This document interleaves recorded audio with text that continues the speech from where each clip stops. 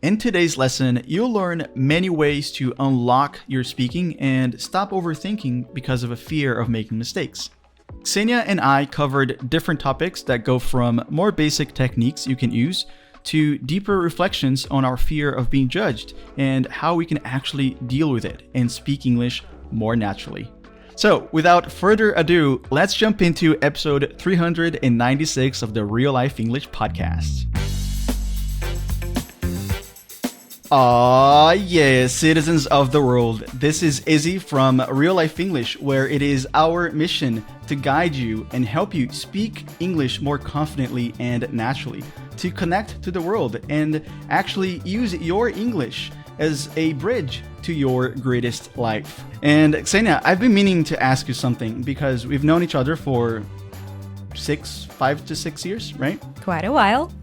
Right? I was surprised actually when I reflected on that. And I know that you speak like English, in Ukrainian, and a little bit of a few other languages like Turkish and Spanish. When we went to Peru last year with the Real Life English team, I saw you speak some words in Spanish. I have this question. When you're communicating in another language, do you have any particular thought or mindset going on in your head that helps you release your stress and reduce your fear of making mistakes?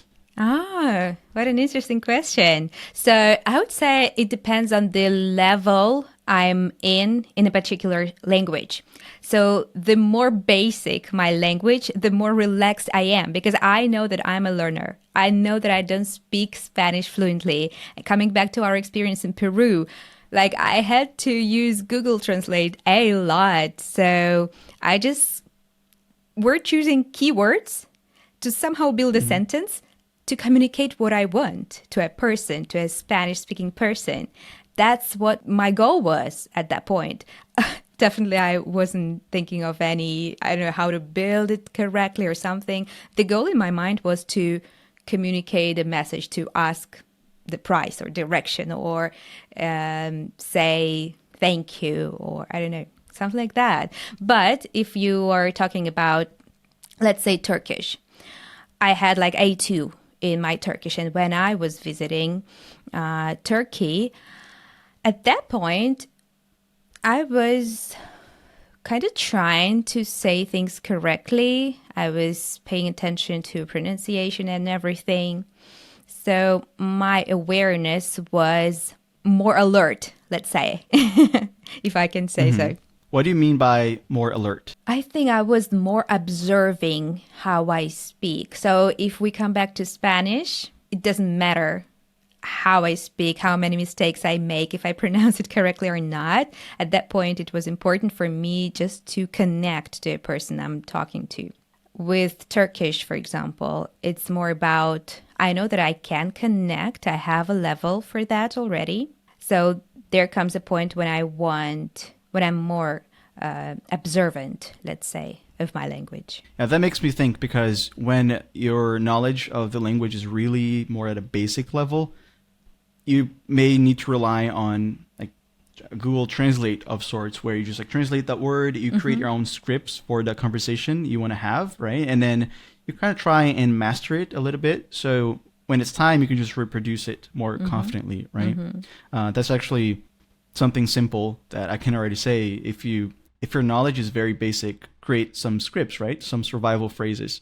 But what if you're more at a more intermediate level with your students in English, let's say? What kind of recommendation would you give them to just release that fear of making mistakes? Okay, I think, and I wish I had it myself when I was speaking Turkish, I think everyone should come back to that stage of us being basic learners, because that's such a nice feeling. You just you don't care, you don't pay attention to those mistakes. So I believe a great tip for intermediate learners of English would be try to connect more, try to understand a person you're talking to and be understood as well without paying so much attention to your mistakes. Well, there are many tricks we will be discussing today, right, in this podcast.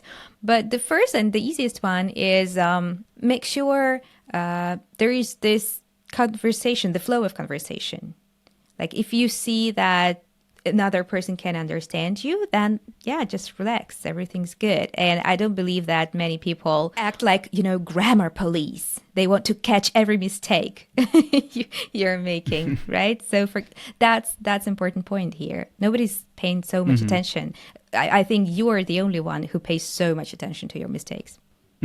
Yeah, I think natives, they don't judge your fluency by like looking at how many mistakes you're making, or like your grammar, your knowledge of grammar. They are actually more interested in, as you're saying, the connection that you're having with them, and just like your ability to just be focused and be in the conversation and find a way to communicate your ideas. Exactly. Right? You don't need to say exactly what you want to say as if you were using your native language. If you find a way to paraphrase, to say it differently, that's already great. Like it already works for the flow of the conversation. And if there are mistakes there, you wouldn't mind. So imagine you are talking to somebody from another country, but in your native language, like somebody's visiting you in your country. You wouldn't bother, like you wouldn't mind so much if they make mistakes, as long as you can communicate and connect. That's the true function of language, connection. Exactly. Yeah, I remember about this goal. It's not about sounding perfectly or using perfect grammar. It's about connection. And that's such a useful exercise. I wish that everyone who's listening to this podcast today at least took away from today's episode this really like simple truth. Imagine yourself talking to a foreigner, but in your native language. Exactly. Like just if you had any experience like that in your life, remember how you felt. Did you pay attention to their mistakes? No, you felt grateful that a person bothered to learn your language. Exactly. That also makes me think of a story that I heard from our producer in his podcast, Ice-T. And he told me that he was in Portugal once at a hostel, and he was talking to this American guy. And when he started talking to him, when Ice-T started talking to him, he said, hey, sorry for my bad English, but, and then the guy reacted saying like, what are you talking about? It's great that you can speak English because we can connect. If you didn't, we wouldn't be able to connect at all, to communicate at all. So I think we underestimate our capacity there. A lot of people know how to speak some English, and that's already amazing because it's very common to see native speakers of English who don't speak other languages. So for them, it's amazing that you can. Izzy, let me ask you, you use the word underestimate. Can you define it? If you underestimate something or someone, you think that it has less value than it actually has. So, for example, if you underestimate a task, something that you need to do, maybe you think that it will take less time than it actually will. So it'll take 2 hours, but you think, I can do it in 30 minutes. While you're underestimating it, it'll take more time. So beware, be careful. So, hey guys, many of you regular users of our Real Life English app have asked us of this new feature, writing words inside the app. And we finally released it for you. Now, practicing your flashcards, you will also be able to spell the words. And this is very important for internalizing the words into your active vocabulary. Go and check it out right now. Something else that I was thinking about related to this topic of making mistakes, or the fear of making mistakes, is that it's sometimes a mask for a fear of being judged. It's not just about the mistakes. It's like, what I actually fear is being judged, but people don't recognize that. So do you think you, like yourself, you have a fear of being judged? Totally. I guess it's so humane. It's so human, right? It's, I think it comes back to really, really ancient times, to that very early history of humanity, because we are afraid of losing faces, losing our status. We're afraid of being judged, right? And that's very personal to us. That's why it is a part of a problem. It kind of becomes a matter of survival, but it is not. It doesn't matter if you make mistakes or not in English, whether your life, is getting worse because of that. It is not. Yeah. I mean, it could be survival of the identity, right? Like in a way, like we've progressed as society, as people. So now it's not just about our physical lives, like the integrity of our bodies, our health, but it's the health of our identity, it's the status, as you said, and how we are viewed. So if our identity is being attacked, if somebody's saying something or judging our identity as inferior or as negative in any way, we feel that as a threat, as an attack too. So it is survival, right? It is, but it is so wrong. I mean, like sometimes a person can perceive you as a less intelligent person if you speak bad English, let's say, and it is in your interest to improve it. But as long as you're a learner, and we are, talking about learning a language right now, right? As long as you're a learner, you should embrace that mistakes are just like a natural part of a learning process. You can learn from your mistakes. It doesn't mean that, during next 10, 15 years, you'll keep making same mistakes. We're not talking about that. We're talking that at some point, it is okay to make mistakes, embrace them as a natural part of your learning process, but learn from them. I think the perfect way of viewing this, because there's actually a quote from Nelson Mandela that I just remembered, that he said, "I never lose. I either win or learn." So you always beautiful. win. Right? If you take those opportunities for learning, you always win. You always gain something. I love it. And it also reminded me of a clip from actress Salma Hayek. I think that's how you say her name and how you pronounce it. And she's Mexican, right? So she's not a native speaker of English.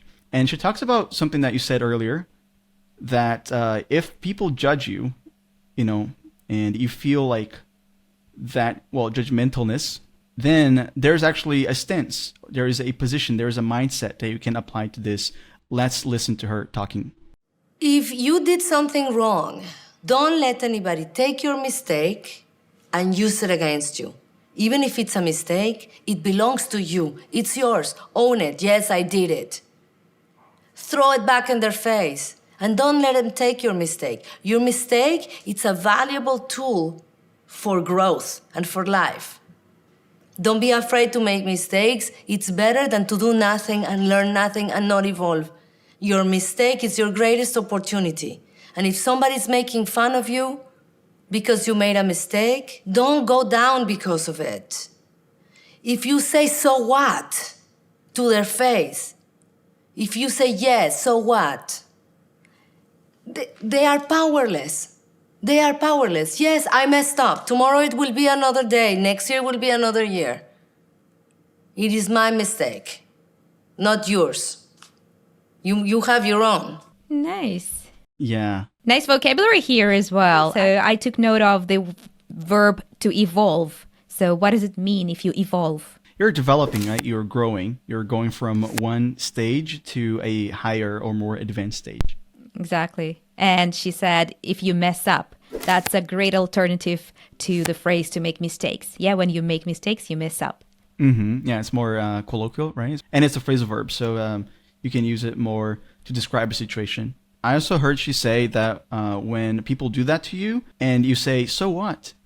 That's making them powerless. Yeah. What does that mean? Powerless is that they can't do anything. They don't have power over you, so they don't control you. I like that. It's just like a break of pattern.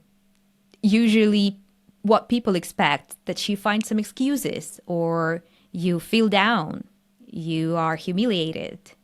But if you say to their faces, "So what?" Like, okay, I made a mistake. Tomorrow is another day.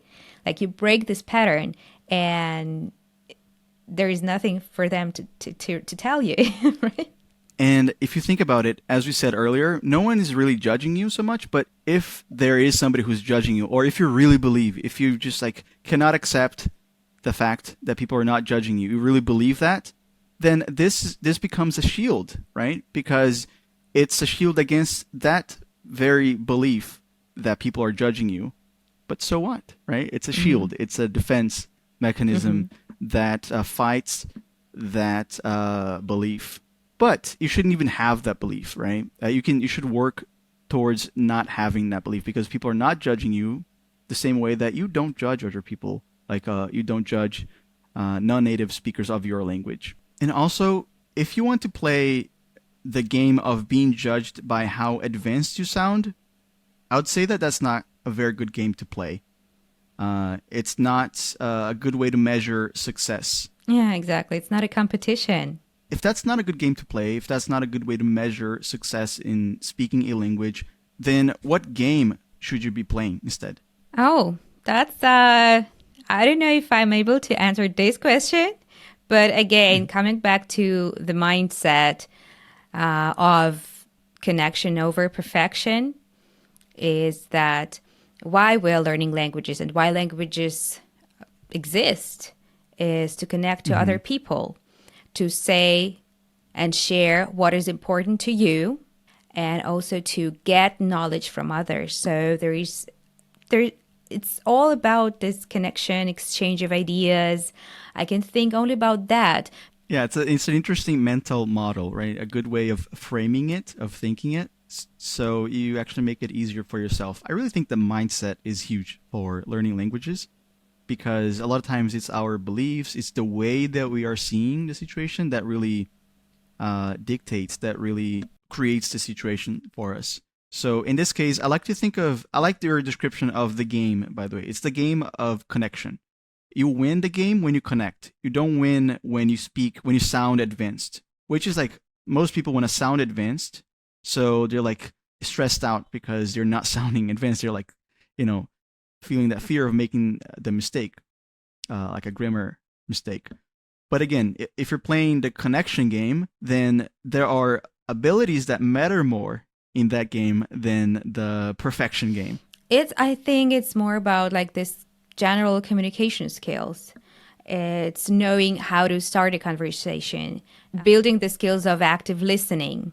Like many times, we're talking and the other person is like already preparing to answer. And like you play this ping pong game because you do the same when it's your turn to listen. So those basic communication skills. I'm thinking right now about our English learners who are listening to us right now. And I thought, okay, what if they already on their way to accepting this mindset? They heard about it, they are ready to accept that, but then they really want to work on their mistakes. And so how can they work on their mistakes? I was thinking about that actually. And that's kind of a part of a mindset as well, right?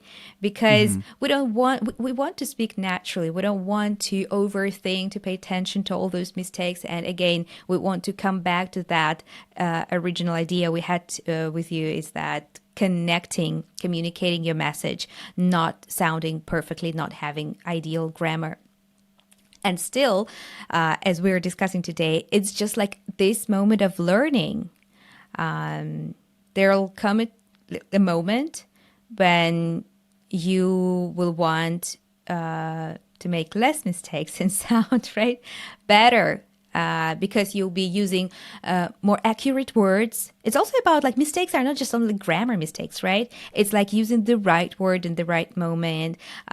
It's vocabulary mistakes, grammar mistakes, maybe pronunciation. Right? Yeah, thank you. So it's also about pronunciation. So at some point you do want to sound better, maybe not native-like, but at least accurate, so that your speech is clear. So you're understood, right? Yes, exactly. So the first step here would be just identify what are those mistakes. And how to do that is either by like recording yourself. We've made so many lessons on how you can improve your speakings. This is one of them, like recording yourself, right? And then just like catching the patterns, most common mistakes you're making, and working on them. And I think it's not a problem if when you start a conversation, let's say with a native speaker, if you say, hey, I'm learning, I'm still learning. So if you notice anything I say that sounds confusing or that really just sounds wrong, you can let me know. That's cool. And that'll be great, because then I can learn more. So that's very different from the stance of like, sorry for my bad English, where you are more preoccupied, you are more worried about people judging you. And in this case, you are welcoming the judging, the evaluating that people are evaluating your English, and are using that in your favor, saying like, okay, so if you have something to tell me, please do. I'm looking forward to learning. Yeah, you're seeking feedback. Exactly. And then when you do learn, when you identify those mistakes or those common patterns, the things that the mistakes normally make, you definitely should take note of them. Yeah, like if you want to remove those mistakes sooner rather than later, yeah, take note of them. You can use your phone for that and work on learning the proper way to say that. It could be pronunciation, right, or vocabulary. You can look up what's the ideal word for it. You can ask during the conversation too. It's like, oh, what's the best word for saying that? It goes back to using scripts. Like a lot of times you don't know how to say something. Why not ask? Like, what's the right word? What's the right way to say this? You could show the word in your native language if the other person knows it. There's all these different ways. What matters more is that you're not too concerned, with the way they view you. Just use that in your favor. And asked about one last thing. I asked about abilities to play this game, and another ability that I think could be valuable is just like being present, exercising presence, mindfulness, just like being there, focusing on your breathing, on just thinking about the other person, like what are they thinking? What do they want to say? And not what I want to say. How do I want to respond to this? That's a bad way of being present, right? You're not really present. You're not really listening. So it's a different game, right? As I've been posing here. I think this helps a lot, this whole idea. Interesting. It would be also awesome to reflect on why you're making those mistakes. Because as I mentioned earlier, those may be different types of mistakes, grammar, vocabulary, pronunciation mistakes. But when you identify those weak points, let's say, it's nice to also figure out, okay, why you're doing that mistakes. Is it a lack of vocabulary when you are, feel like lack of words? Or is it like just some gaps in your grammar drills? I don't know. So when you identify those mistakes and when you ask yourself these questions, okay, why am I doing those mistakes? Maybe it's all about stress. Maybe if you give yourself time, you sit and write everything you want to say. Maybe you're not making those mistakes. So that points to your stress level. Maybe you are so stressed to start that conversation that you're making those mistakes because of stress. So it opens up the whole other area for you. Now you have to work not on your grammar, English grammar rules, drilling those rules, but working on how to calm down, how to eliminate stress. Yeah. I have this personal approach to stress. I'm not always successful with it, but I think stress a lot of times is helpful because it tells us when we are dealing with something that matters to us. So it's like an indicator of that. So if you focus on the reward instead of embracing the process, you'll get frustrated and you'll be overthinking the whole thing because the process is the reward, right? The journey is the destination, the whole idea. And there's something that I actually wrote when I was reflecting, like when I was journaling about the real life way the other day, about this, that explains this idea. So I wrote this: when we wholeheartedly, that is, like we completely engage with the journey ahead of us, we release ourselves from the constant worry of success or failure. So like we're falling in love with the process. We're seeking adventure. And adventures have challenges, right? So it's what you're saying about stress. You can expect stress. If there's no stress, that means you don't care. That actually doesn't matter to you. So it is a good thing. And when you see stress, that could be an opportunity for you to feel like, I'm excited. I'm not stressed or not. This doesn't disturb me. I'm just excited. Just like an athlete before the competition, right? Before the match, feels like that adrenaline. They're excited. So they're interpreting stress differently. It's kind of you're tricking your brain. There's a whole psychology about this, by the way. I can link in the description. Podcast from Huberman Lab. That he talks about this whole idea. It is really interesting. And we've talked about this before, this idea of adventure, seeking adventure. And I know you feel this way about English too. So I was wondering, when did you actually discover that English could be this life-changing adventure? Okay, I've always been curious in learning another culture through the language. So even back in school, and we were talking a lot about this English being just a dry subject at school, it wasn't like that for me, not thanks to my teacher, but thanks to how I viewed it. So the language for me was a part of a culture. So I think even back in those days, specifically when we were reading in our English classes, when we were reading about English literature, I remember like the lesson about Shakespeare. And when we were reading about Shakespeare, then we learned by heart the sonnets from Shakespeare. That already was a whole new world for me. It was fascinating. I believe that was connecting language to a new culture that opens up a whole new world for me. That was at an earlier stage of my English journey. At that point, it wasn't about communication at all. It was about opening a new door to a new knowledge.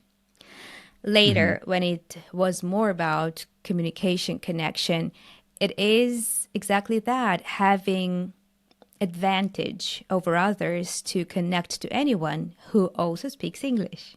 Yeah.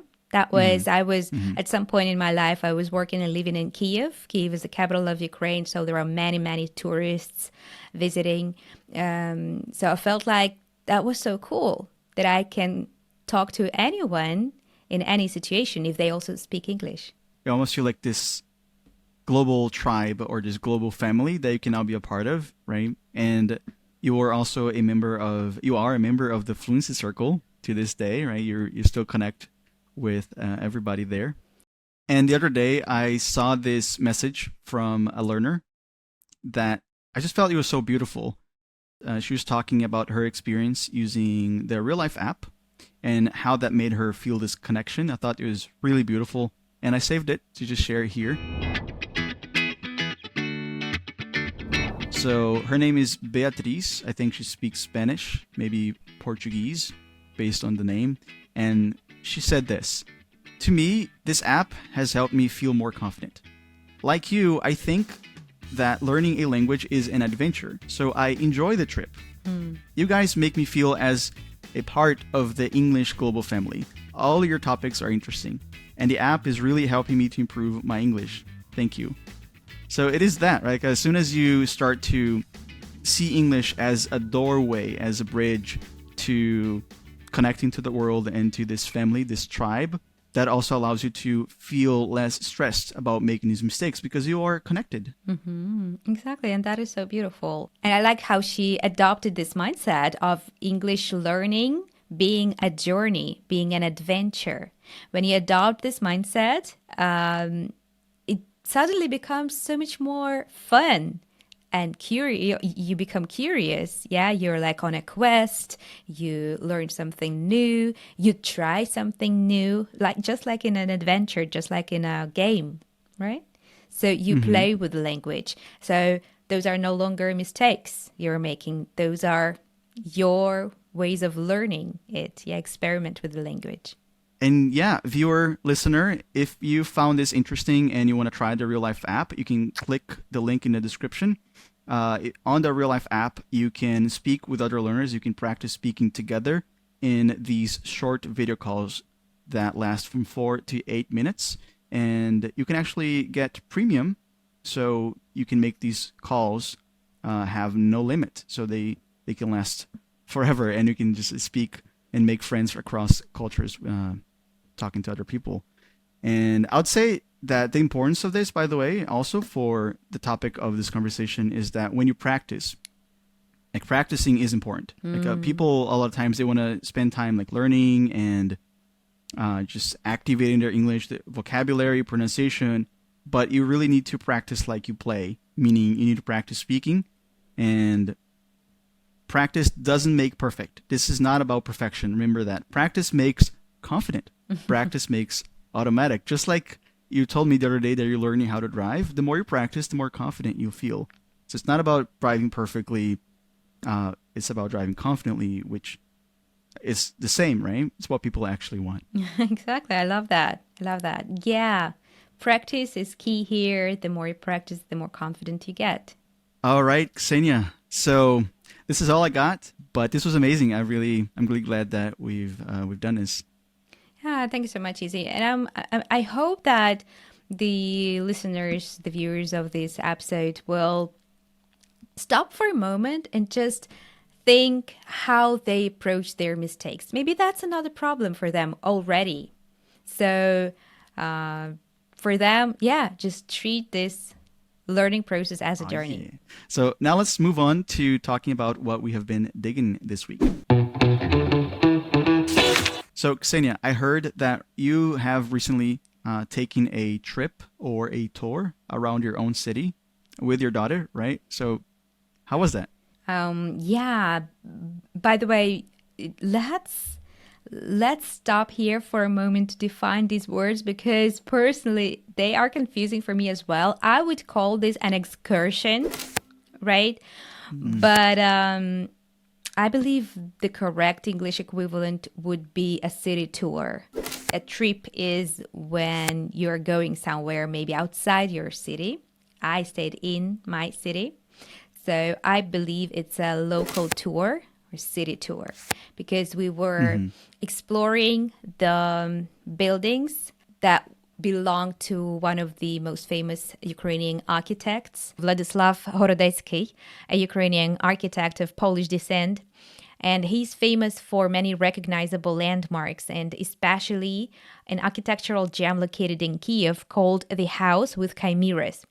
It is decorated with exotic animals and creatures. You can see elephants, rhinoceros, dolphins, huge frogs, because of Horodecki's passion for hunting.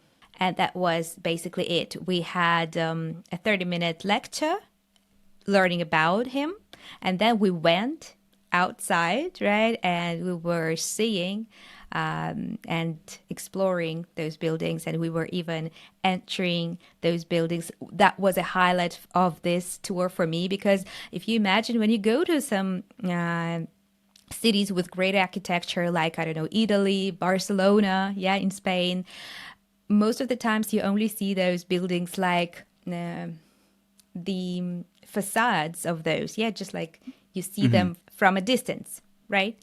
What was special about this tour is that we entered every building we saw, so we could experience it from inside as well. That was so special. I really loved that. And, you know, one of the unexpected things that I can connect it to our real life way, actually, is that when we talk that sometimes traditional English, how we learn English at school in a traditional way, many times it is very boring. The same way here, when you think of or when you hear like, okay, what is a lecture about an architect? Is it really interesting? Okay, the dates when he like built something and just like seeing the buildings, is it really interesting? But the tour guide who made this tour for us, she made it real life way, I believe, because she opened this person, this architect, as a human, as a living human for us, right?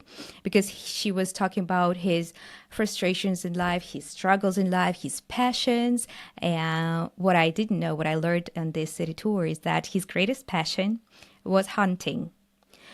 And he went on a safari tour in Africa. Actually, he spent the whole year in Africa. And that led to him selling his own house, which is one of the most famous buildings by Horodecki in Kiev. Every tourist visits it. He had to sell this house because of the debts from that 1 year tour in Africa.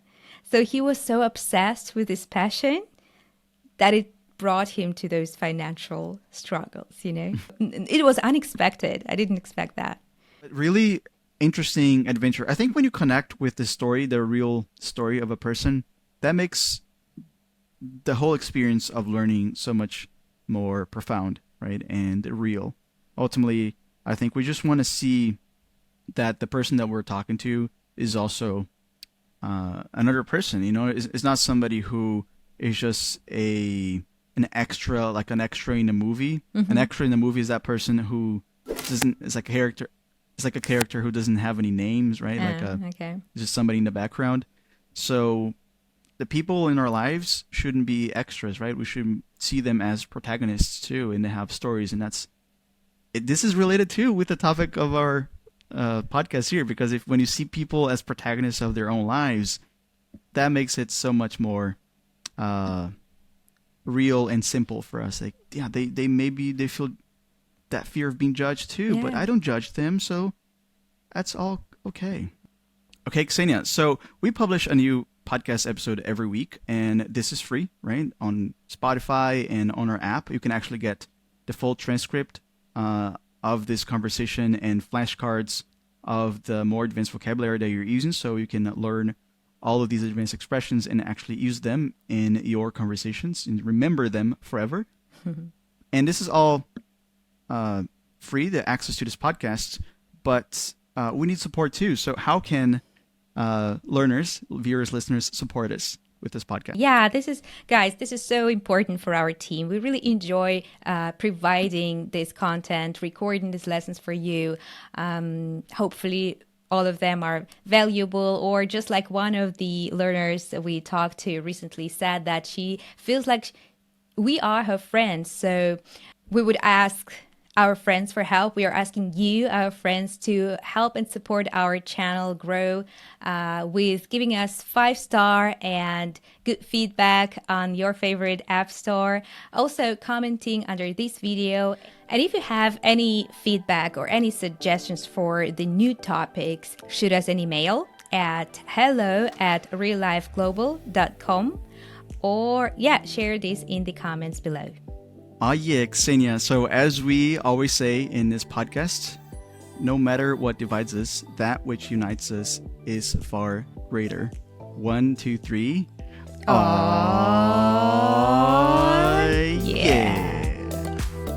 Real lifers, have you ever felt like you had to hide something? That you were afraid of being the real you? Probably it's one of the most courageous things I've done is coming out. Here at Real Life English, we believe that no matter what divides us, that which unites us is far greater. So, in honor of June, which is Pride Month, I am, for the first time ever, sharing my personal story of coming out and finding my pride. So for anyone who doesn't know, because I haven't talked about it openly here, I am gay, and it's something that took me a very long time in my life to accept.